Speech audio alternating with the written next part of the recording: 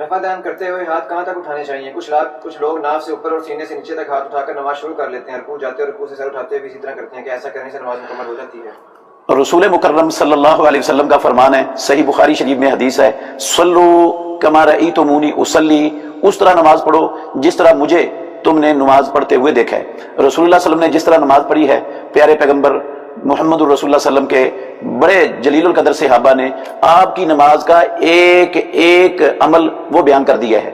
ساری نماز رسول اللہ صلی اللہ علیہ وسلم کی بخاری میں، مسلم میں اور سیاستہ کی دوسری کتب کے اندر صحیح احادیث میں محفوظ ہے، اس پر کتابیں بھی لکھی جا چکی ہیں۔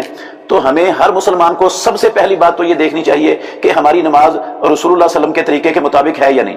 تو اللہ کے نبی جب نماز شروع کرتے تھے نا، آپ کے رفع الیدین کرنے کے دو طریقے تھے۔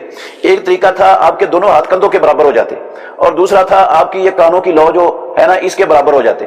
یہ دو طریقے ہیں رفع الیدین کرنے کے، یا کندھوں کے برابر یا کانوں کی لو کے برابر۔ جو لوگ اس طرح رفع الیدین کرتے ہیں یا اس طرح ہی کر لیتے ہیں، وہ رسول مکرم صلی اللہ علیہ وسلم کے طریقے کے مطابق نماز نہیں پڑھتے۔ انہیں اپنی نماز کی اصلاح کرنی چاہیے، اور کئی ایسے کر لیتے ہیں۔ یہ بھی محمد الرسول اللہ صلی اللہ علیہ وسلم کا زندگی کا ایک مرتبہ بھی یہ طریقہ نہیں ہے کہ آپ نے ایسے کیا ہو یا ایسے کیا ہو۔ آپ صلی اللہ علیہ وسلم کا یہی طریقہ تھا، نماز شروع کرتے وقت یا کندھوں کے برابر دونوں ہاتھ اٹھاتے، اور یا کانوں کی لو کے برابر دونوں ہاتھ اٹھاتے، نہ ایسے کرتے اور نہ ایسے کرتے، اور نہ ایسے کرتے نہ ایسے کرتے۔ کندھوں کے برابر ہونے چاہیے، ہاتھ سیدھے قبلے کی طرف ہونے چاہیے، یا کانوں کی لو کے برابر ہونے چاہیے۔